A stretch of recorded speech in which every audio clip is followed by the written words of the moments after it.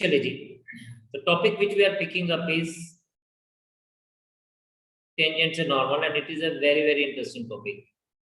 छोटा सा टॉपिक है लेकिन है बड़ा मजेदार सा। देखिए, हम लोग जब भी कोई फंक्शन लेके चलते हैं ना, तो उस फंक्शन के ऊपर हमारा हमेशा कोई ना कोई हम लोग एक ग्राफ को प्लॉट करते हैं, एक कर्व को प्लॉट करते हैं। ग्राफ का मतलब कोई भी एक कर्व होता है। मैथमेटिक्स की लैंग्वेज में हर एक चीज को हम लोग कर्व बोलते हैं, चाहे वो एक स्ट्रेट लाइन हो तो it is a special kind of curve, but it is a curve, हम इसको कर्व बोलते हैं। अब होता क्या है, फॉर एग्जांपल अगर हम लोग बात करें यहाँ पे, तो हमारे पास एक हम लोगों ने कर्व लिया, एक fx में हम लोग एक ग्राफ बना रहे हैं, for example this is a graph. Then हम लोग कहते हैं कि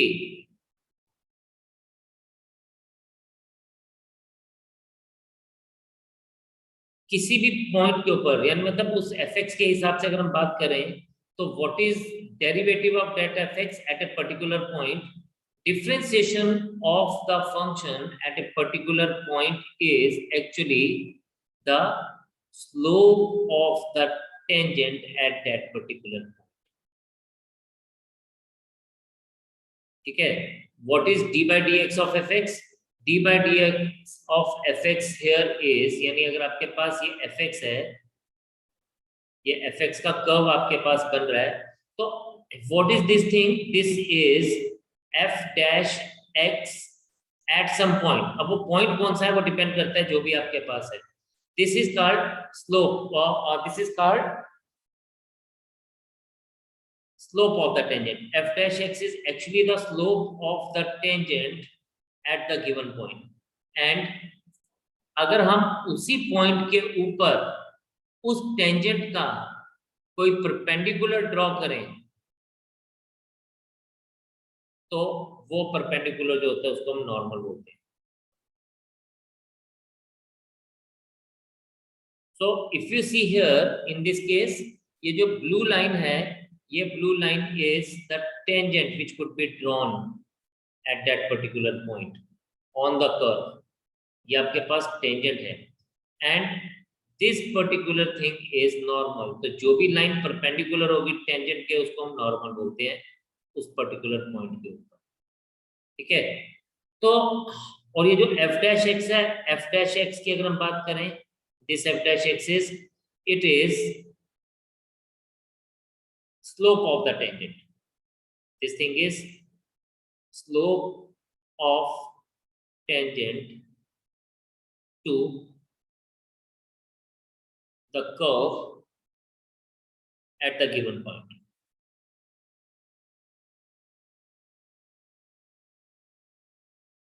तो f dash x क्या है? f dash x is the slope of the tangent. अब यहाँ पे आपके पास ना दो तरह के क्वेश्चंस पूछे जाते हैं। Number one,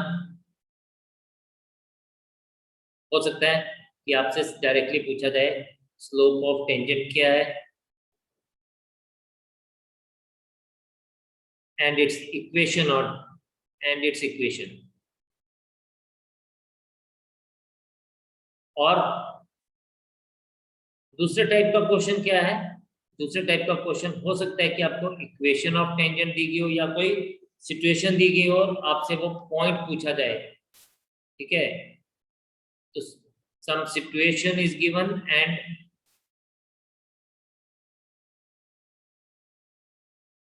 and a point is to be found, and same thing it could apply to the normal. तो चलिए एक छोटा सा एग्जांपल पहले समझ लेते हैं कि मैं क्या बोलना चाह रहा हूँ। फॉर एग्जांपल हम लोगों को बोलना चाहता है कि find the slope of tangent to the curve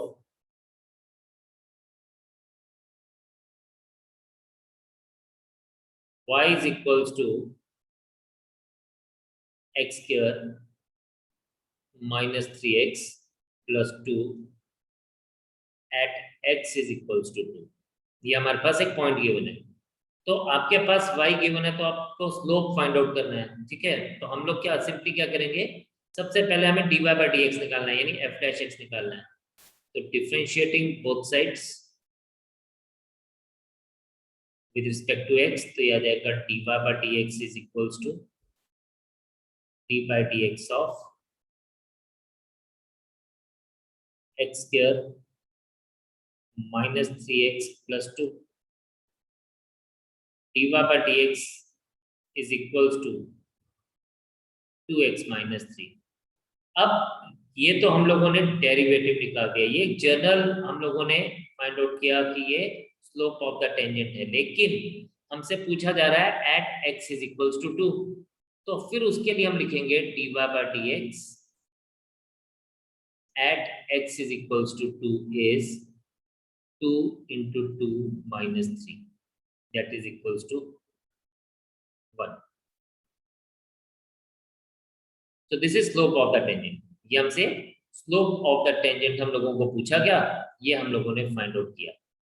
now एक छोटी सी बात हो सकता है कि आपसे इक्वेशन पूछा जाए, तो मैं आपको एक सिर्फ इतनी सी बात बताना चाहूंगा यहाँ कि when equation of tangent is asked, it means हमें equation of line find out करनी है।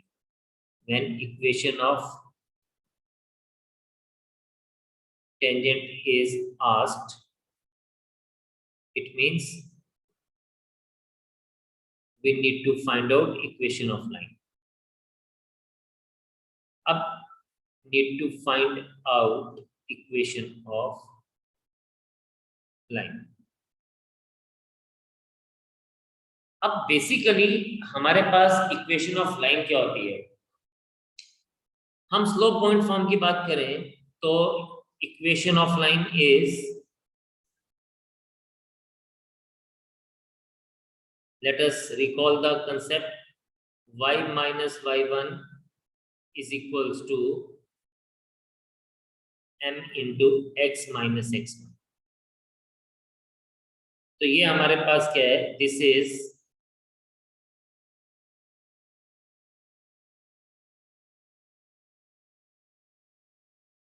The equation of line.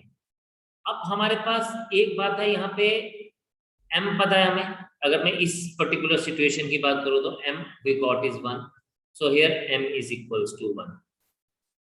x1 is known to us, ये क्वेश्चन में गिवन है, that is 2, क्योंकि एक पॉइंट डिफाइन किया गया 2, बट द प्रॉब्लम इज अभी तक हमें y1 नहीं पता, तो y1 हम लोग फाइंड आउट करेंगे बाय पुटिंग x1 here। तो y1 हमारे पास क्या आ जाएगा, y1 is equals to 2 square minus 3 into 2 plus 2, this becomes 2 2s are 4 plus 2 6 minus 6 is 0, यानी y1 का वैल्यू हमारे पास क्या मिल गया, 0 मिल गया। अब आपके पास ये तीनों चीजें हैं, y1 भी पता है, x1 भी पता है और m भी पता है, तो हम कह सकते हैं कि therefore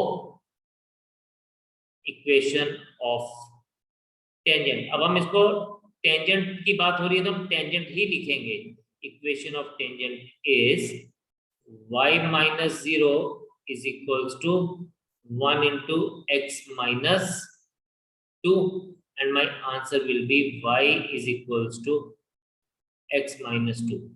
so this is the equation of the tangent। अगर आपको equation of tangent find out करना है तो आपको ये यहाँ पे इस तरह से मिल गया।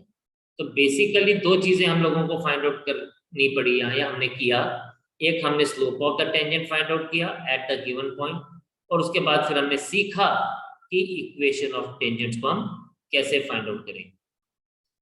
एक बार इसको गो थ्रू करें, शाबाश, एक बार इसको देखें एंड देन हम लोग आगे कंटिन्यू करते हैं। So let us see the question number 1 is find the slope of the curve y is equals to 3x raised to power 4 minus 4x at x is equals to 4। तो ये तो बहुत simple है, आपको find out करना है dy by dx। सबसे पहले क्या फाइंड आउट करेंगे, क्वेश्चन नंबर 1 में आप इसको सॉल्व तो अब आप खुद से अभी करेंगे, मुझे आंसर देंगे, बट आपने क्या फाइंड आउट करना है, step 1 is you have to find dy by dx and then second step is dy by dx at x is equals to 4. That's it. तो y आपके पास गिवन है, आपको dy by dx find out करना है at x is equals to 4. Come on, just give me the answer, then I will go for the next one for you.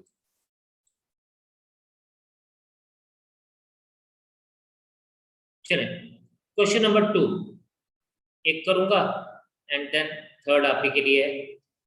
Second हमारे पास दिया गया y is equals to x minus 1 upon x minus 2. और इसने ना एक चीज लिखी है यहाँ पे, x is not equals to 2. ये बेसिकली ये हमें एक्चुअली क्या बता रहा है कि आप x की वैल्यू कुछ भी ले सकते हैं लेकिन 2 नहीं ले सकते, बिकॉज अगर आप यहाँ पे 2 डिनोमिनेटर में डालेंगे तो ये फंक्शन जो है ये नॉट डिफाइन हो जाएगा. तो इसलिए इसने ये जान के आपको साथ में बताया भी है कि x के नॉट बी इक्वल टू 2. ठीक है, and x is equal to 10 पे हमें फाइंड आउट करना है. At x is equal to 10 पे हम लोगों को इसको फाइंड आउट करना है. तो चलिए यहाँ पे हम लोग बात करते हैं. यहाँ पे अगेन डिफरेंशिएटिंग बोथ साइड्स, आप लोग भी करिए साथ साथ, मैं भी करता हूँ, फिर आंसर मिलाएंगे. तो differentiating both sides with respect to x, तो यहाँ पे ये आपके पास क्या आ जाएगा, dy by dx is equals to d by dx of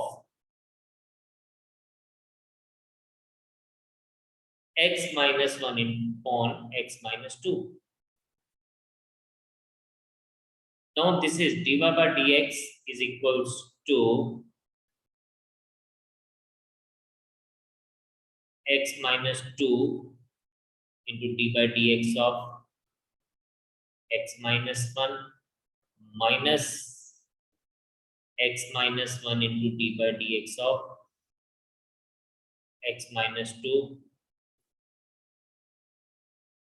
whole divided by x minus 2 whole square. तो यहाँ पे आपके पास बच्चे बन जाएगा dy by dx x minus 2 into 1 minus x minus 1 into 1 again and whole divided by x minus 2 whole square.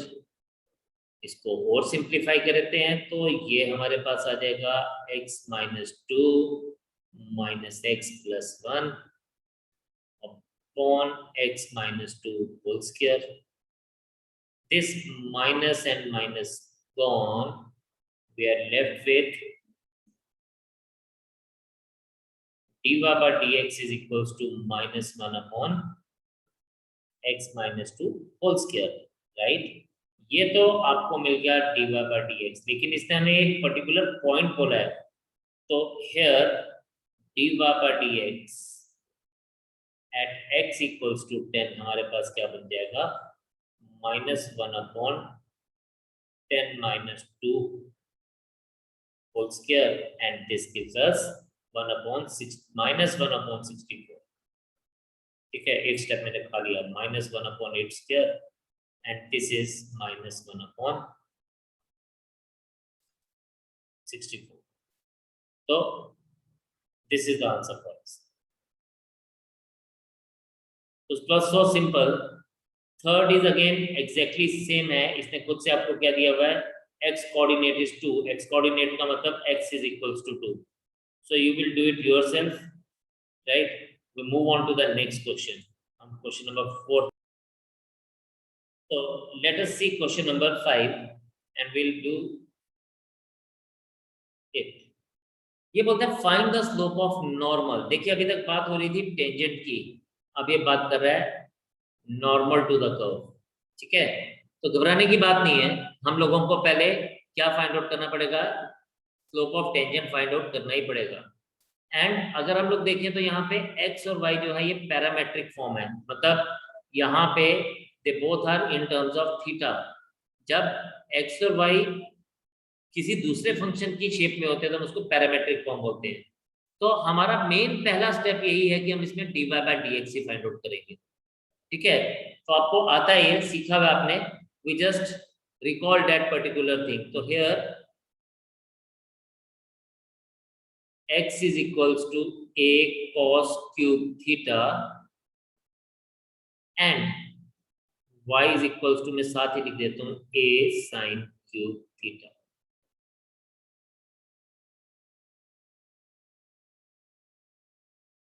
Differentiating both sides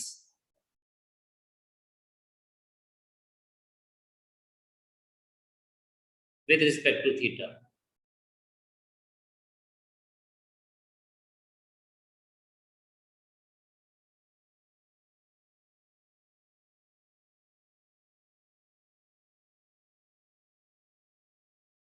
And dy by d theta is equals to d by d theta of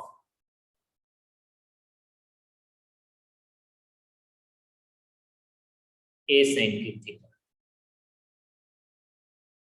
dx by d theta बच्चे ये बन जाएगा आपके पास 3a cos square theta into d by d theta of cos theta, and similarly dy by d theta आपके पास बन जाएगा 3, this is 3, ये पढ़ा नहीं जा रहा, yes, no it is x,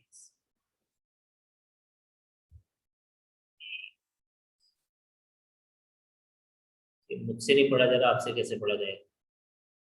तो याद आएगा आपके पास ये a sin क्यूब थीटा, तो ये बन जाएगा 3a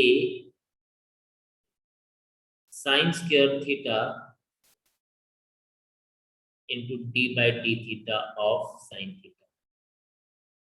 फिर ये बन जाएगा आपके पास dx by d theta is equals to 3a cos square theta into minus sin theta, इसको आप 1 ले लीजिए, and dy by d theta को मैं क्या लिखूंगा, it is 3a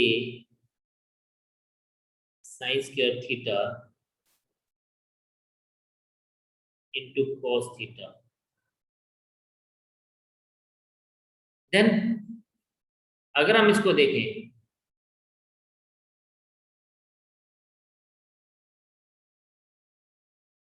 dividing second by first,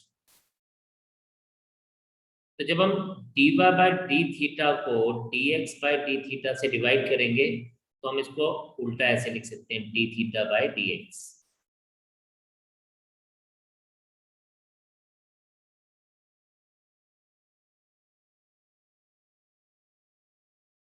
right, is equals to minus 3a sin square theta cos theta whole divided by minus नहीं sorry plus, ऊपर प्लस है नीचे माइनस है, yes, dy by d theta हमारे पास आ जाएगा और dx by d theta उल्टा रहेगा, तो ये हमारे पास क्या आ जाएगा, minus 3a cos square theta into sine theta. अब जो कटता है ना हम उसको काट देते हैं, जैसे 3a और ये 3a cancel, sine square theta sine theta cancel, cos square theta और cos थीटा कैंसिल, सो हमारे पास क्या बन जाएगा, हमारे पास आ जाएगा dy by dx is equals to minus sin theta upon cos theta, that is minus tan theta। ये हमारे पास क्या आ गया, this dy by dx is slope of the tangent। now dy by dx at, इसने हमें क्या पूछा, theta is equal to pi by 4 is simply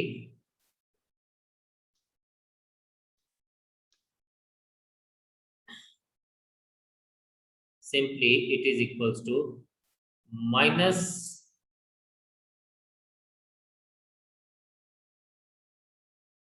tan pi by 4 equals to minus 1, ठीक है। सो हम क्या सकते हैं, यहाँ पे आप देखें, ये जो चीज है आप इसको आपने समझना है, देयरफॉर स्लोप ऑफ टेंजेंट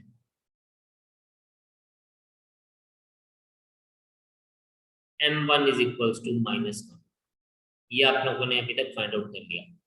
अभी तक हमने slope of tangent find out किया, लेकिन इसने पूछा क्या, इसने हमसे पूछा स्लोप ऑफ नॉर्मल। और नॉर्मल क्या होता है, नॉर्मल हम लोगों ने अभी सीखा था कि भाई वो टेंजेंट से परपेंडिकुलर होता है जो भी। अब जब दो लाइंस परपेंडिकुलर होती है ना, तो उन दोनों का स्लोप जो होता है वो एक दूसरे का नेगेटिव रेसिप्रोकल होता है, ठीक है। तो इसलिए क्या आ जाएगा, दिस इंप्लाइज दैट, हम इसको ऐसे लिखेंगे, slope of normal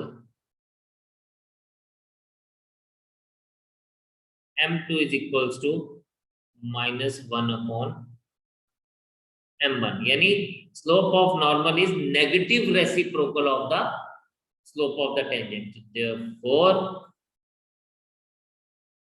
m2 is equals to 1. So this is the answer for us. So I hope it is very much clear to everyone कि हम लोगों ने क्या किया।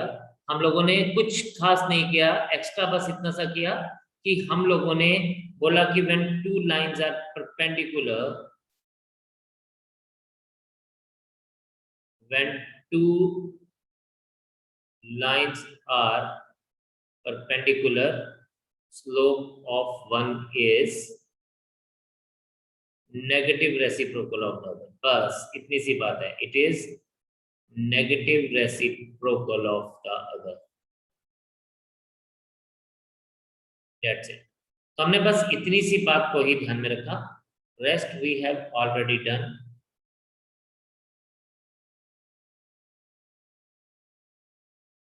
राइट, तो आप इसको गो थ्रू करेंगे, शाबाश, ध्यान से देखें, एंड देन हम लोग नेक्स्ट क्वेश्चन को एक बार देखते हैं।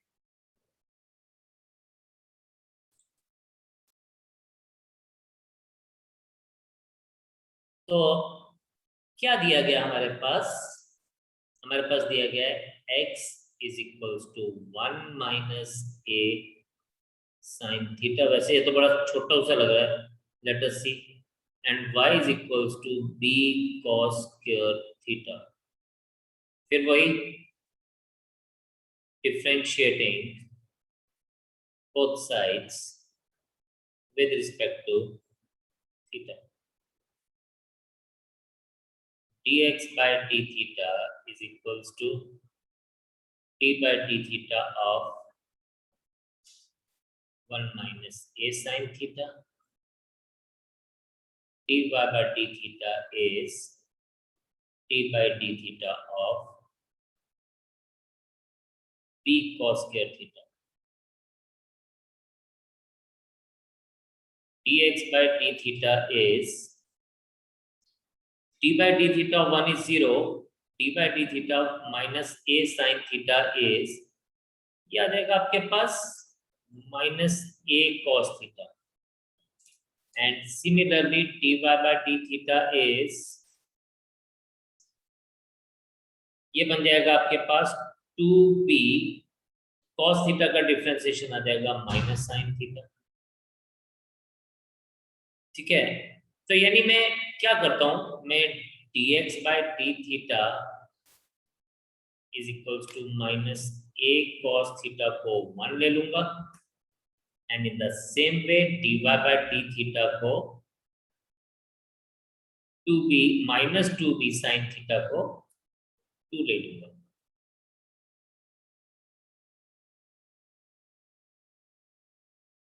अब हमें dy by dx निकालना है, तो वैसे ही dividing second by first,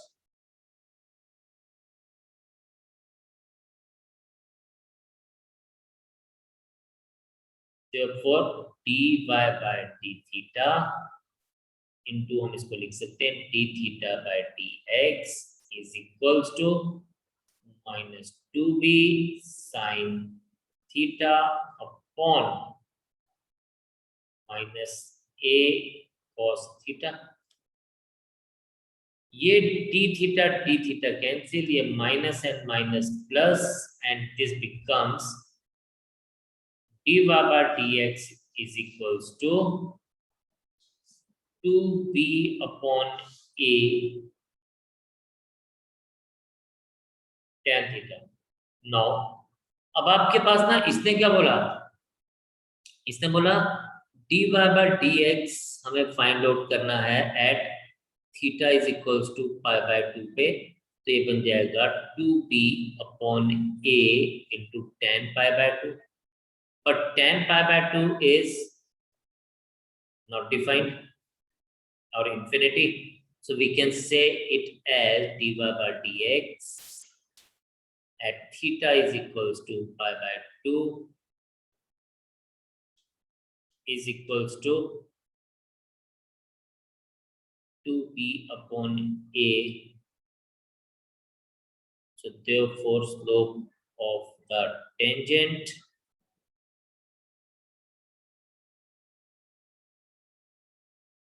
m1 से डिनोट करता हूं, m1 is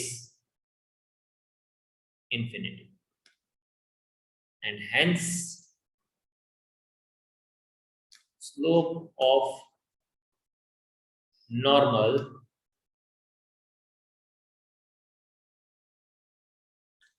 m2 is equals to minus 1 upon m1 or m2 is equals to minus 1 upon infinity and m2 is equals to 0. So slope of normal I got it 0. So hope this is very much clear to you. आप इसको देखेंगे, शाबाश, जरा note करें, मैं देखता हूँ कि और हम लोग क्या कर सकते हैं। हम लोग इतना ही रखेंगे, कल आगे से कंटिन्यू करते हैं एंड कल नए टाइप के क्वेश्चंस हम लोग देखेंगे। Bye for today, God bless you all, take care, do hard work and जय हिंद।